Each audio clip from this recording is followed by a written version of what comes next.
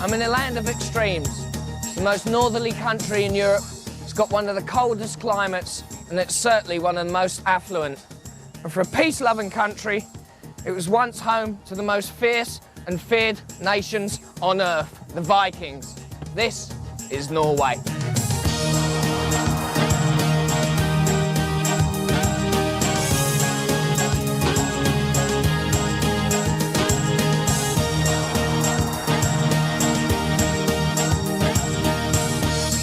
Norway occupies almost the entire west coast of Scandinavia and has only been independent for 100 years.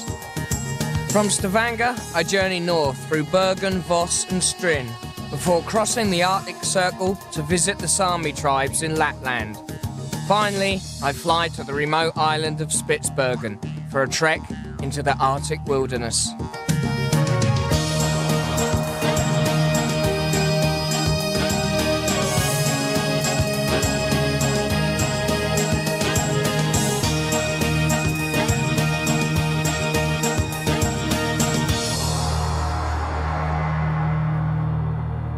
These spectacular fjords are almost the symbol of Norway. In fact, they're so deep that in the Second World War, the Germans hid half their fleet up and down the coastline. Great place for travellers to come cruising up and down to check out the natural wildlife, but these guys have got a more extreme use for them. Let's just get this straight again. You come here, spend all that money for a week's holiday here, you've just walked 3 hours to get here, and what are you going to do? We're going to go over there and jump off that cliff. See ya! Base jumping is the practice of leaping with a parachute off solid objects. It's still legal here, and Norway's huge vertical cliffs make it the base jump capital of Europe. 3, 2,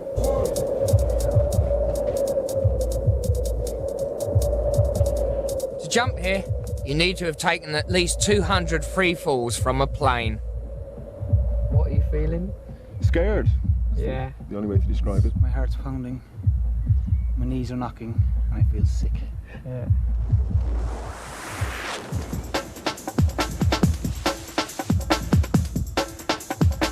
Nobody leaps here without being trained by Stein Edvardsen, who has made a record-breaking free fall of 23 seconds from this cliff. So you clear your mind and there is nothing else except a jump. And you decide to go, and when you leave the foot off the edge, there's no way back. No way. First second is kind of in a weightless, you're in space somewhere, you know, no sound or anything. And then the earth is trying to drag you down big time.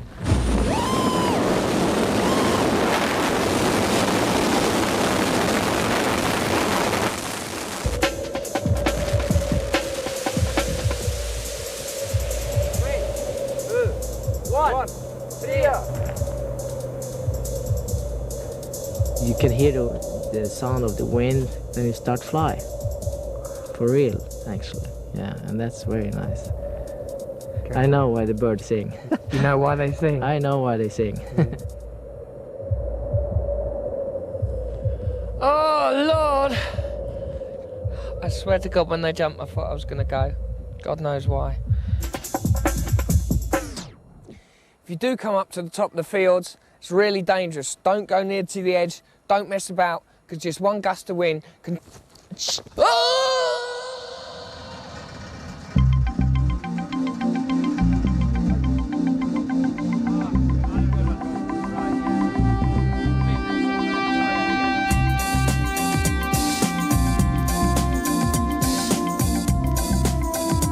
From the base jumping cliffs near Stavanger, you can travel by bus and ferry to Bergen.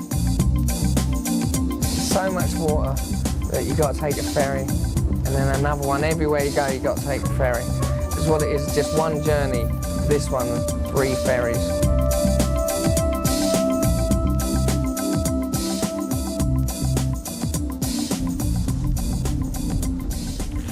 This is the map of Norway, and if you're travelling from the south up to the north, the length of Norway is 2,000 kilometres. But if you take in consideration all the fjords, go like that, the length of the coastline is 21,000. And then if you take in consideration all the islands, the actual length of the coastline in Norway is 35,000 kilometres. And I'm only going about 150 kilometres, and it's like this.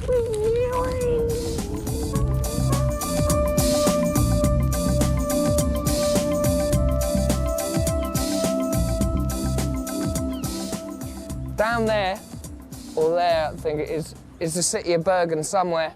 And this is how you're supposed to see it, because 300 days a year, it's raining continuously. So if you see it in the sun, you've been cheated.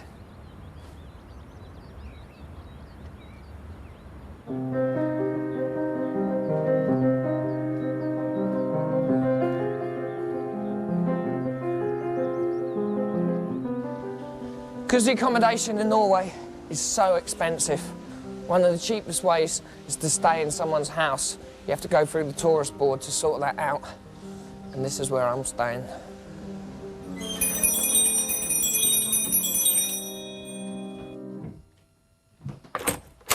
Hello. Hi there, hiya. Come in, you come from the tourist information? Yeah, I please, just rang come them up this in. morning and that and sorted them out. So here is the kitchen. Yeah. Here's the kitchen. Nice. Here you can make food. Oh, yeah. A fridge. Cup of tea? Yeah. Can't we there? And here is your room. Oh, yeah. This A is all big mine. room. Yeah, and you have Excellent. To board in a home will cost you about $20 a night and offers an insight into the Norwegian lifestyle. Okay. And you can walk. With a population of 250,000, Bergen is a sleepy university town. But it's the cultural centre of Western Norway and the main jumping off point for journeys into the Western fjords. It's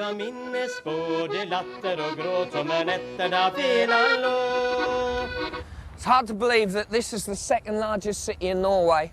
And although it looks like a picture on a chocolate box, apparently it's got the hottest and wildest nightlife in the whole of the country.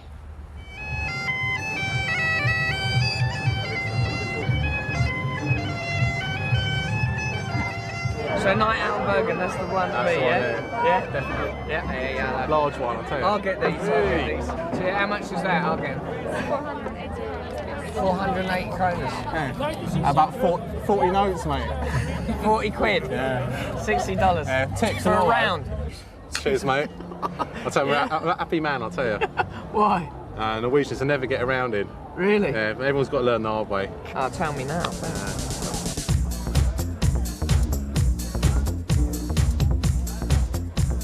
So I'm quite surprised everyone out on the street and drinking and stuff. Yeah. What else do they get up to? Oh, it's like getting out in nature. It's close. Yeah. As you see the mountains up there. It's close to town.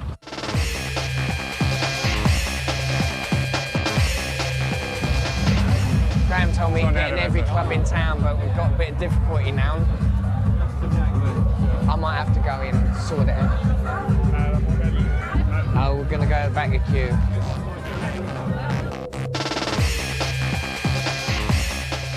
Well, after tonight, I don't think I'll be making the nature bit. Did you get the beers in again then? No, I'm buying my own, actually. Yeah, I don't do rounds anymore. Oh, that club's a goodie, though, I must say. Yeah, it's a brilliant place. Hurry up, you old tart.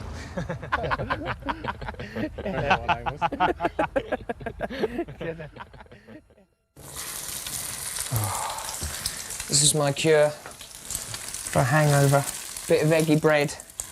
And that's the good thing about staying in places like this, is you can cook for yourself so you can save on the expense. But after last night, I don't think even this is going to work. I feel sick just looking at it. Ooh.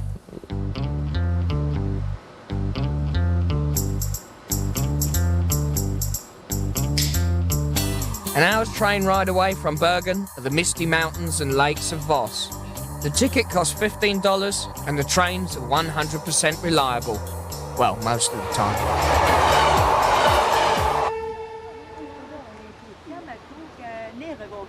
Buses, trains, everything's always on time to the second here, but this must be a bit of a blow to the system because we've broken down halfway through because of this thing's fallen out of the tunnel. So we've got to wait 20 minutes. Yes. They're going to sort it all out. Got an umbrella? No. Well, at least they're going to lay on some taxis. Ah, go on after you. I'll get the next one. Can I have my bag? Oh! Oh!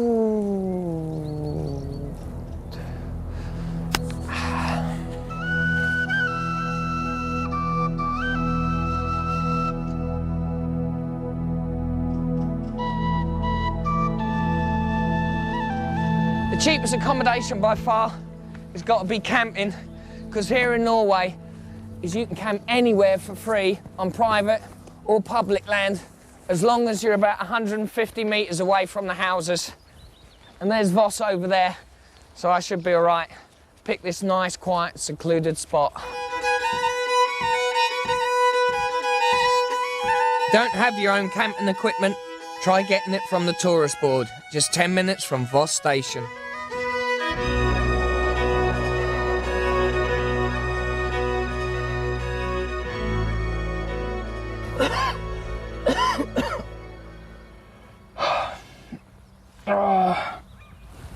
Oh, God, my back's killing me. Always like that first night in the tent. Oh, God, it stinks in here. Oh, yeah, it's getting there. Oh. 4:03. Hey, morning. What's going on? You want a cup of tea, mate? Yeah, right. Yeah, it's like Bondi Beach. Due to its rugged landscape, Voss has become an extreme sports mecca. This is Rhoda, this is my board, these are my silly little gloves, and I'm going river boarding, which is attempt to go down rapids on this thing, yeah? That's what you're supposed to do. Right. We'll see how it goes.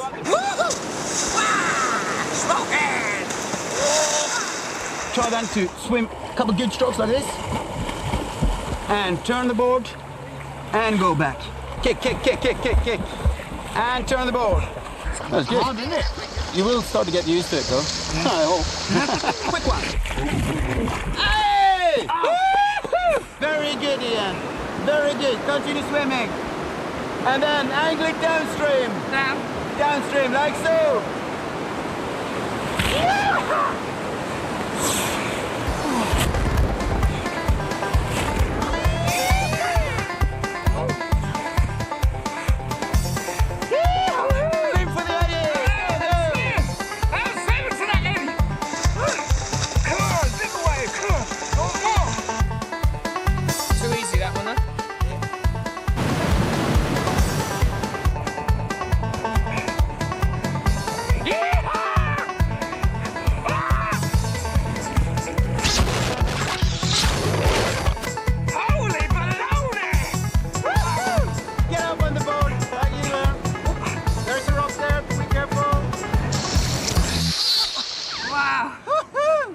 Cool. Ah! I've just been invited out to dinner for tonight, down to some farmers. There's something suspicious going on, but I'm going to go anyway. Extreme sport, extreme food. Yeah, I'll bet it is. There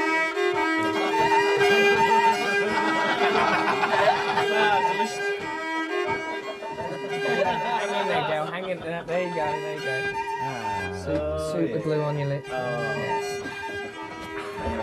Thank you. What am I drinking there? It's homebrewed beer, Viking beer.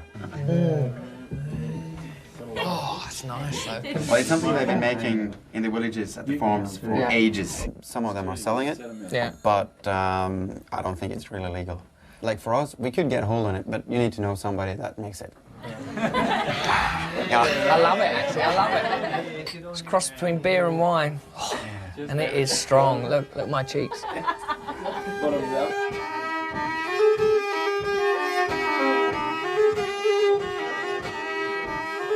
Is this what we're eating? Speciality? Yeah, I can see that. From Voss. There's no escape from this one. Oh no. Oh no. Sheep's head was once a poor man's food, but now it's a popular delicacy, particularly at Christmas. Thanks. Really, thanks. This piece here is very good. You can eat around the ear, Right. but this is the best part, and the eye, and then also, it's very nice here on the back. You have the tongue here. Yeah. Go for it. It's good. Ready for it. Really. Take off the skin and get to the cheek, because that's the best bit. It's good. Oh, yeah, actually, it's not bad. That's smoky, isn't it? Not bad, not bad. Okay, everyone with the eye. You ready? Okay, 1, 2, 3. Delicious. Oh, get yours in there. Always worth waiting for the eye. You haven't done yours, I know you haven't. Thank you, man. Here you are. Congratulations. Skipið stansar skýst á hlið, skeið til landsins horna bar glans á glotta við. From Voss, it takes a couple of days' travel up into the mountains to get to my next destination, the summer skiing resort of String. But along the way, there are some historical sites you can't miss. We just come across this old church. They're called stave churches, and this one was built in about the 12th century. It sort of signifies the crossover between the Viking religions and Christianity. And as you can see, it's sort of got dragon designs, and they say that it's like an upturned Viking boat. The whole thing is covered in tar to keep the rain out, and that's why it's got this really nasty sort of kipper smell. Oh, I've upset the gods. I must have got something wrong. I'm sorry. 11th century. Yeah, that's better. 11th century. Hátt á skörum rastabárur á armið, hönd og fjöru kasta.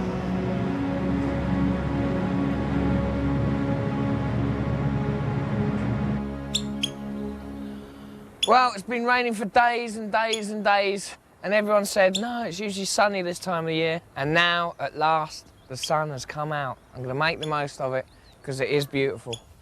Oh, yeah! Woo!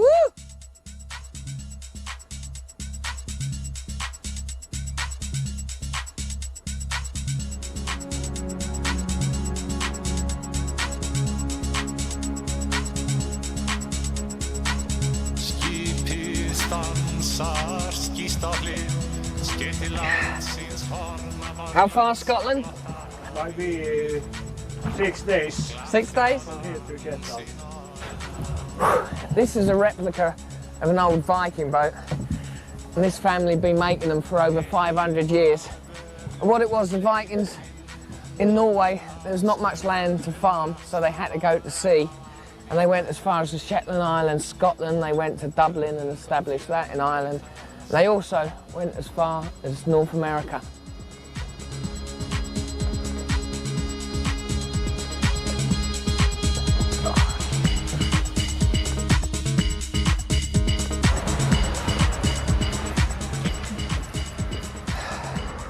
That's the bus that I'm supposed to be on. The thing is here that if you miss, because everything's on time, if you miss it by 1 minute, it's not going to wait. Everything goes right on time. And that is my ski bus, because luckily in summer here you can ski, because Norwegians, they can't get enough of their skiing. Now I've got to wait for another one. Excuse me, mate. That was the ski bus, yeah, to the summer ski centre? Yes, it was. Do you know when the next one is? That's a once-a-day thing. Tomorrow morning at 9. Really? Any idea how I can get up there? Well, you could ride with me for 20 kilometers or so. Whee!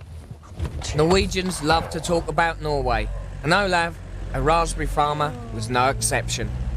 Our society, as you see the villages around here, everybody knows what his neighbor is doing.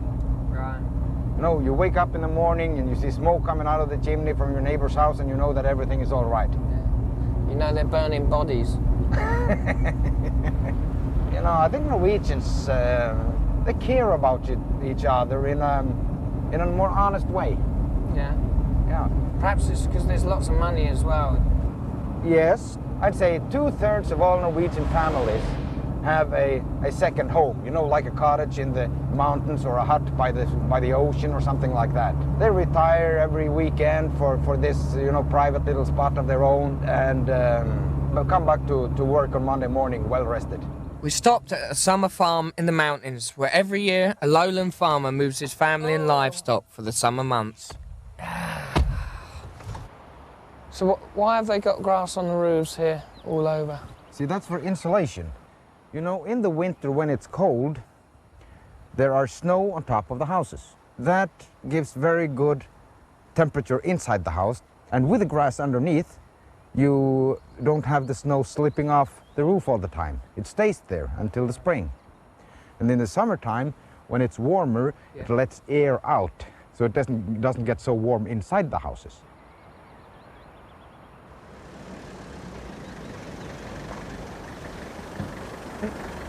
Cheers a lot then.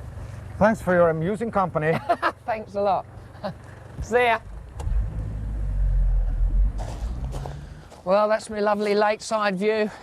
This is my cabin.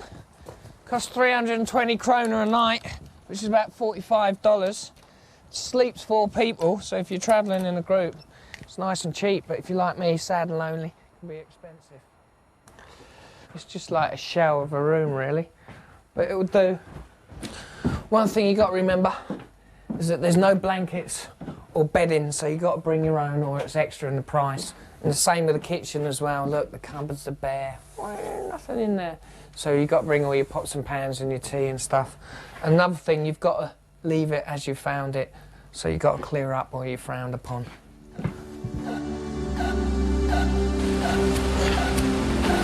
I'm not going to miss it this time, to make sure. Morning. Stryn is one of only 3 places in Scandinavia where you can ski in the summer. But, surprise, surprise, to get on the slopes in Norway, it's really expensive. Snowboarding's all the rage at the moment, but it's not what I'm doing. I'm doing telemark skiing, which is an old form of, it's actually the first form of modern skiing. Invented about 100 years ago, especially really hard on the thighs. Yeah, that's gonna be hard. Is it? You're gonna have to work real hard. I would choose a snowboard like every sensible person that comes up here. She's a nice lady.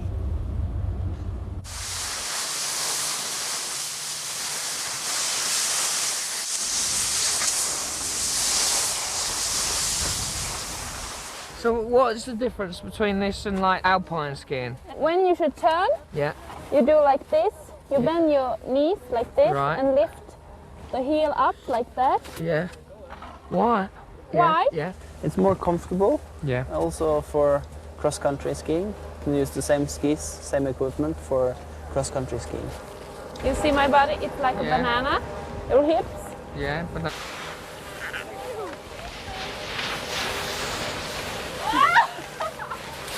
Come on, get up.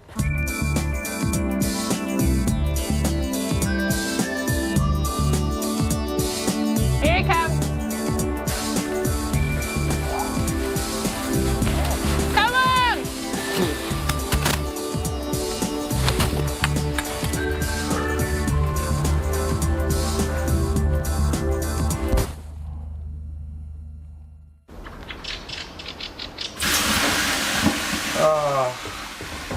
that's it, no more sports for me. I can't go in the Norwegian way.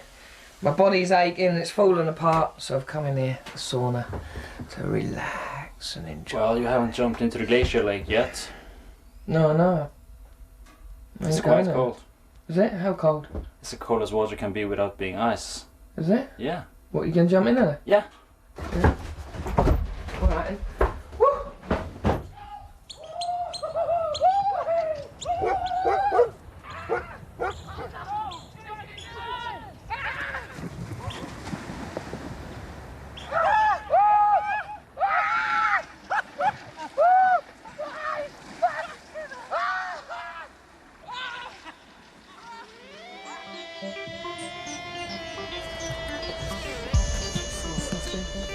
Right.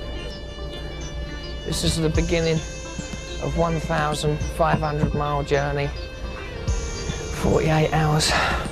Hopefully going on bus, train, plane. And I'm trying to listen. And then I'm going to be right up north in the middle of Lapland.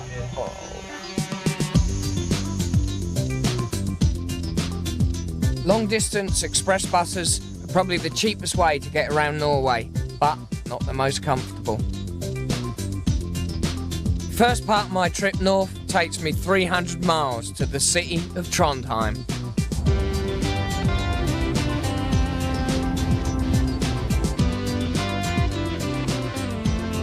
Well, I've got a couple of hours to kill in Trondheim, so I left my bags at the station. And on bike is the best way to see the town. Only cost you 20 kroner. Put it in there, press it in, and you get the bike all day. And when you're finished, put that back in, leave the bike here, you get your money back. So it's a freebie. Hooray! Woo. Oh, watch out! Coming through! Oh.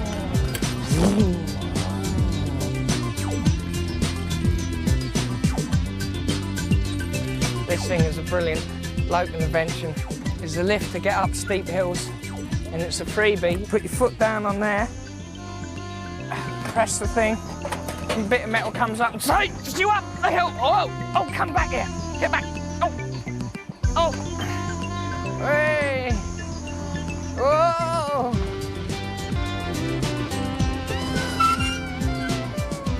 That is a brilliant machine. Every hill should have one. Trouble is, it took me 2 hours to master it. I might miss my train.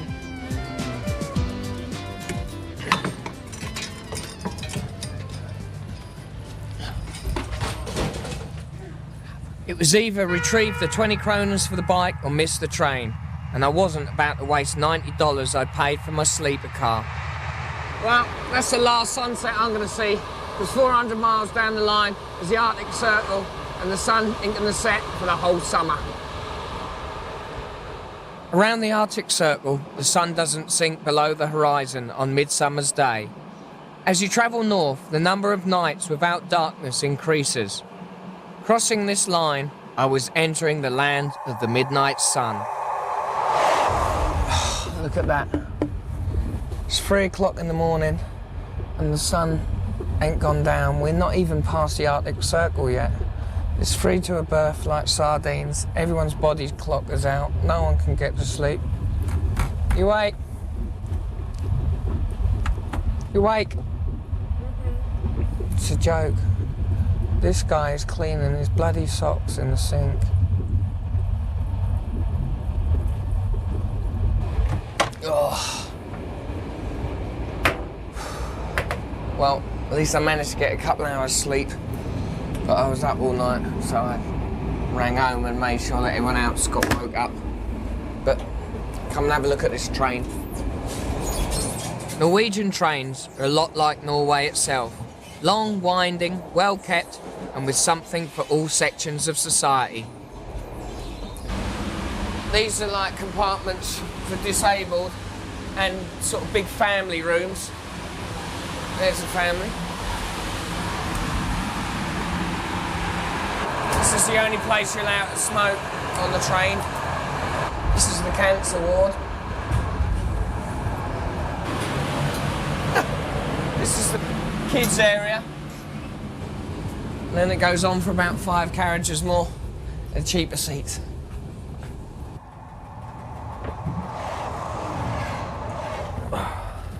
Well, this is literally the end of the line because they stopped building the track here because I think someone decided there was not much up north, so they finished it. And I'm only halfway through my journey, so now I've got to get a plane.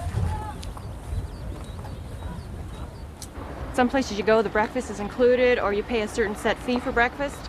So what we do is eat as much as we can then, and it basically does do us the entire day and then we need one more meal maybe in the evening. A light meal in the evening. So take advantage of that. You must be careful not buy a ticket from one station to another. Yeah. It's better to buy a traveling pass by train, and then you can travel all over Norway, Sweden, and right.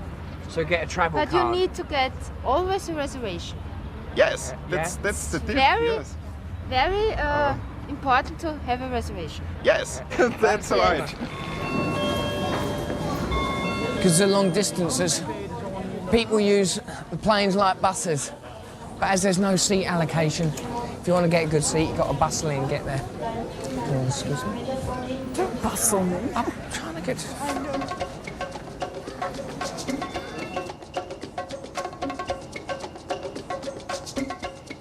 I fly the 330 miles from Buda to Tromsø, but my journey isn't over. From Tromsø you head east into Sami land, but there's not much public transport, and in order to meet the Sami people, you have to take to the road.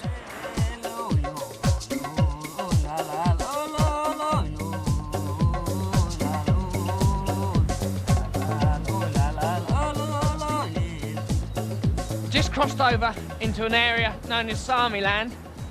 It covers parts of northern Norway, Sweden, Finland, and even bits of Russia.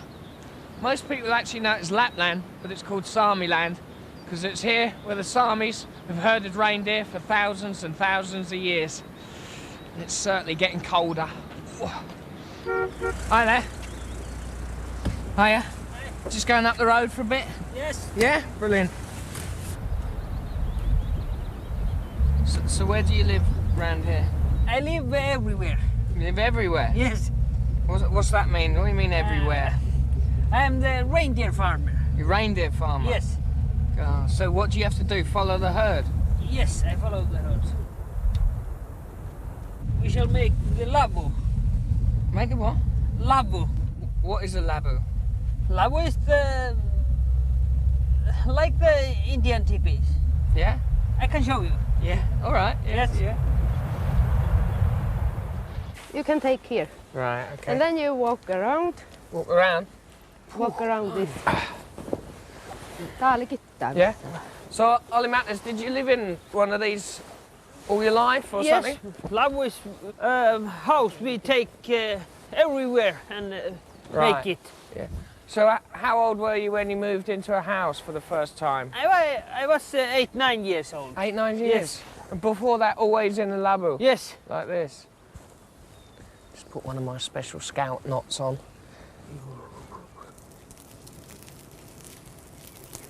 What do Sami people eat mostly? In summertime when we are in a labo, we eat dried reindeer meat. Dried reindeer meat? And bread. Right. And what in the winter? In winter we made some food from reindeer meat. What do you have for breakfast? Reindeer meat, dry reindeer meat. Dry reindeer meat. And lunch? And lunch, have dry reindeer meat. Yeah. And the evening as well, yeah? Yes. We take put in the coffee like this for to be strong and work hard. Well, I won't need some then, will I? Yes, you need. You like a... Okay, go on. Like a what? Oh, say it. That's why I didn't get that last bit. Like a what? Rabbit. When Ian has been here a couple of weeks, he eats reindeer meat every day. Yeah? Every morning, well, lunch, dinner. Yeah. I wouldn't have much choice really, would I? There was nothing else to eat. No, you have. You have not many choices. Yeah. You have to eat. And then you are going to like it. Am I? And when you're going back to England, you always want to have reindeer meat. Good. Really good. Reindeer. Check that out. So how many reindeer do you eat a year? Oh, maybe 15 or 17 dried reindeer meat.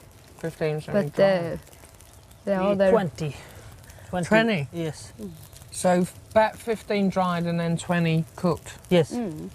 35 reindeer. Is that for the whole family, huh? Yes, that's all. What other cultural things do the Sami people like? Singing, music, dancing? We have not a lot of things, but we have another thing. We have a joik. A joik? What is a joik? Every people has their own joik. Right. And we can joke about the animals. We can joke about our reindeer. Hey, lo, lo, lo, lo, lo, la, la, lo, lo, lo, lo, lo, la, lo, lo, la, la, lo, la, la, lo, lo, lo. It's my turn.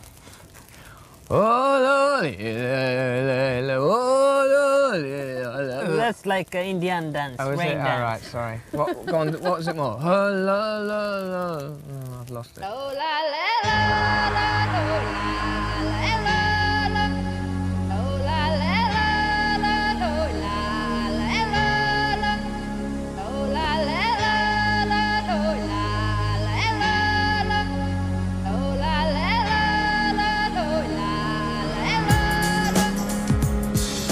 Reindeer herding and lassoing takes place in the winter months.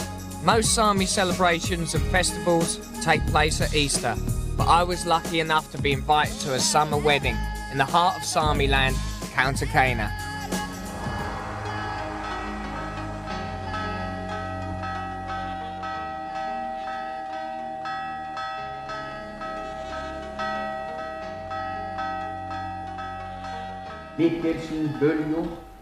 Although the Sami people still have their traditional beliefs, this was a Christian service. 3,000 guests were invited to the wedding, so the banquet had to be served in several sittings.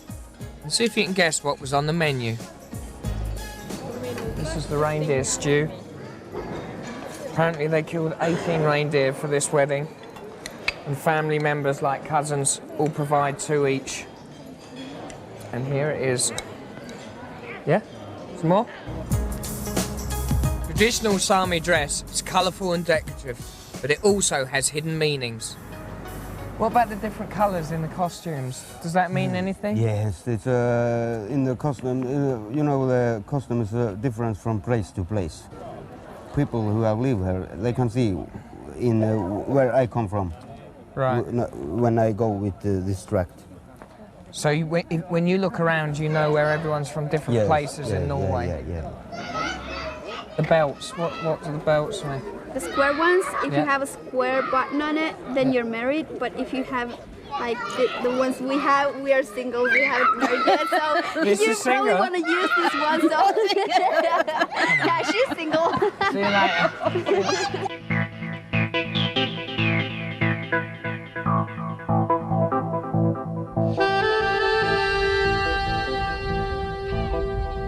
Someone's told me about this island that is really close to the North Pole, called Spitsbergen, and I fancy going there. The thing is, it's expensive to fly, so I had to get myself a little summer job, get a bit more wonga. How long are you planning to stay? About 2-3 weeks. Okay. Now we need holiday workers. Right. Because the staff is going on holiday, so we need to replace them. Yeah. So, I mean, we don't mind if they're not experienced because we teach them. There? Ah, all this white stuff. Right, okay. Yep, brilliant. It's my first one. Oh. All right, ah.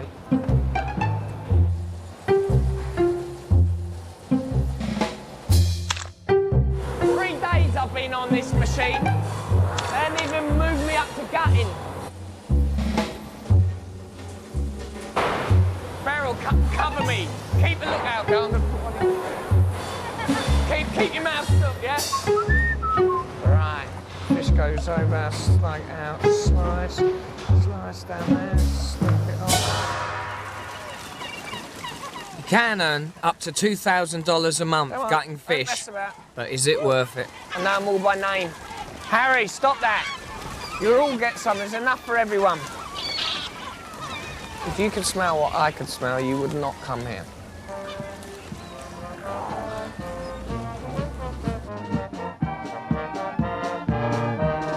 After finally earning enough for my air ticket, it was time to set off for Spitsbergen. Flights go every day except Saturdays, and the cost of a full ticket is about $240 round trip. You get a lot of discounts on airline tickets. This is probably the best bargain. It's called back. And all it is you sit at the back, you don't get any food, you don't get any drink, so you bring your own snacks, and it's about half the price of a normal ticket. But they cut you out. Okay.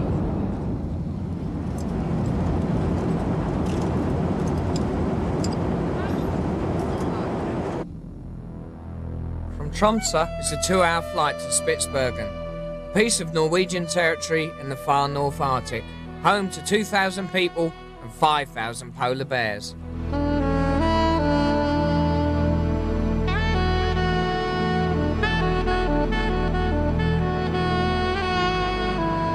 Well, this is it. Finally made it. Not quite the North Pole, but the nearest thing to it. Look at that, beautiful. In fact, the North Pole is about 850 miles that away. I had a lot of preconceptions about coming this far north. I mean, first off, I thought at least it'd be covered in snow.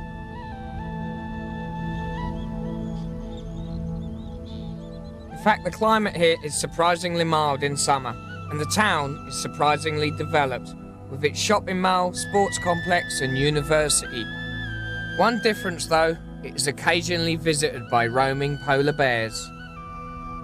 As soon as you leave the nice warm comfort of the town, you're in this, a complete snowy wilderness. In fact, 60% of Svalbard is covered in solid ice. It's the kingdom of the polar bear, and that's just one danger. So if you come out here, you've got to know how to survive. So where's the best place to put the tent? Survival training is essential for anyone who wants to make a trip into the Arctic wilds. The first thing I look for is that I have open space, a lot of space around the tent, because I have to see if there are coming polar bears. Cool. Oh, wow. Yeah, this is a tunnel tent, and it's made to take the wind good. Sometimes, if the wind is really hard, you have to lie on top of the tent, so it's not going to fly away. Okay. So you look like a strong man, you can shovel some snow on these flaps. On these bits here, yeah? Yeah, just put on the top of them. But this place is open, so we'll build a little wall in front of the tent. Oh yeah. Then we get the wind shed. But the trouble is, when you're in the tent, you're not going to hear any polar bears coming, are you? Yeah, we're gonna trap wire the whole area. So we put 4 corners of this and have a wire, and on each pole you have a flare. Okay. So the flare goes in there, yeah? Yes, correct. Mind it not go off in my hand? You can never be sure when you handle explosive. Yeah. So therefore you don't have your hand over on top. the top? Yes. Yeah, like that. You always keep your head a little bit away. Alright, keep my head away from that one. This is nice to do when it's a lot of wind and 30 degrees below zero. Oh. Then you learn to be quick. Yeah. Right, is that right? Yeah? Correct. Cool. Very good. Tom? Yeah? Yeah, we check this, yeah? Yep. And see how quick you are. Food!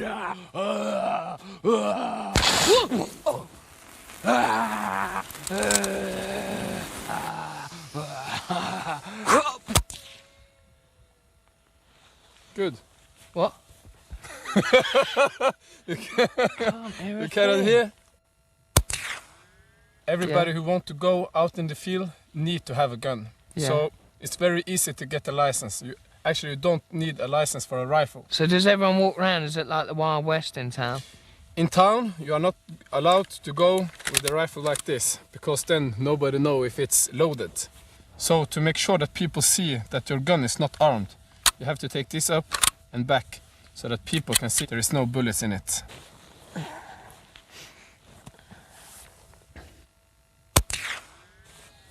Wow.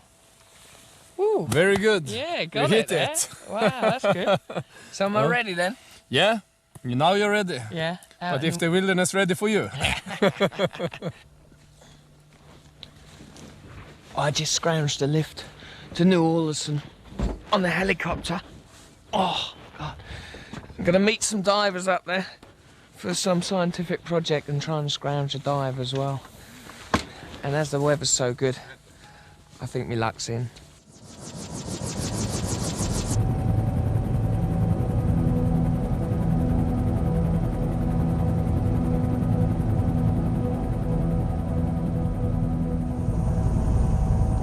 What's the bit for flying over all the ice? All this is glaciers, and actually most of Svalbard is covered with glaciers. The glacier is flowing like a river, but it's going very, very slowly, just a few meters a day. But why does it break up at the end? The glacier is breaking up in the end because the glacier is reached the sea, then it breaks up, starts melting. New Orleson is the furthest north community in the world.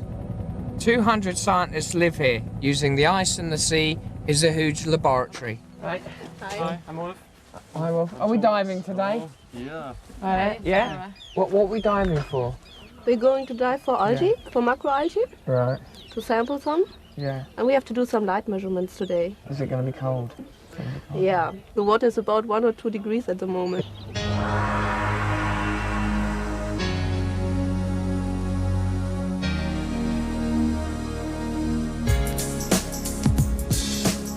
Polar conditions provide scientists with a unique opportunity to study global phenomena. These German researchers are studying the effects of the ozone depletion and the increase in ultraviolet radiation. Yeah, we're working on the effects of the ozone hole, and the question is what will happen to the plant and animals living here. The water here is close to freezing, so you have to wear a dry suit instead of a wet suit. It's thicker and doesn't allow water to seep in.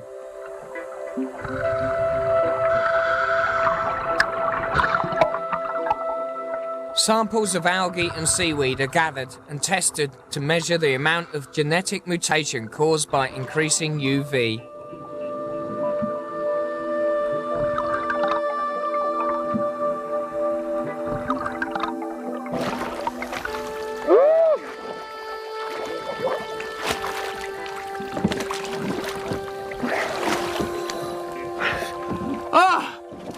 There's tons of it underneath it. Look at that. Oh, bit of breakfast.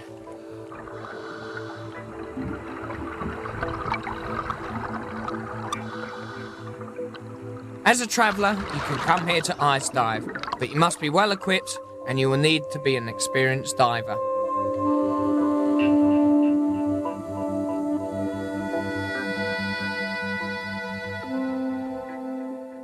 Well, this is the ultimate challenge. I just hope I remember everything about survival, because now I'm going right out into the wilderness. How far can you take me, Carl? As far as you want. Sounds good to me. Let's go. Oh. Hey! Venstre! Venstre! Venstre! Høyre! Venstre! Venstre! Venstre! Yeah. What I love about this way of travelling, it's like sailing across the snow, and it's so quiet. Them skidoos, too much noise. This is lovely. Unless the dogs do a little bottom boat, and it's like, no, not nice.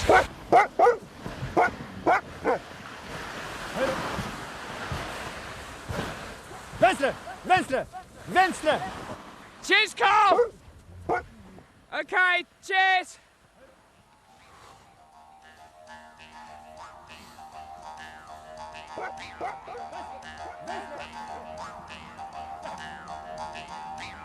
Look at that. What a perfect place to end my trip. I almost know how it felt like 15,000 years ago for people living at the end of the Ice Age. I mean, yeah, I got my luxuries, I got my gun, I got my cooker and the polar bear trap, but still, this is total isolation, and it's rare to get that, so I feel a bit privileged. I mean, before, you know, I was dying to see a polar bear, but now I'm here. You can forget it.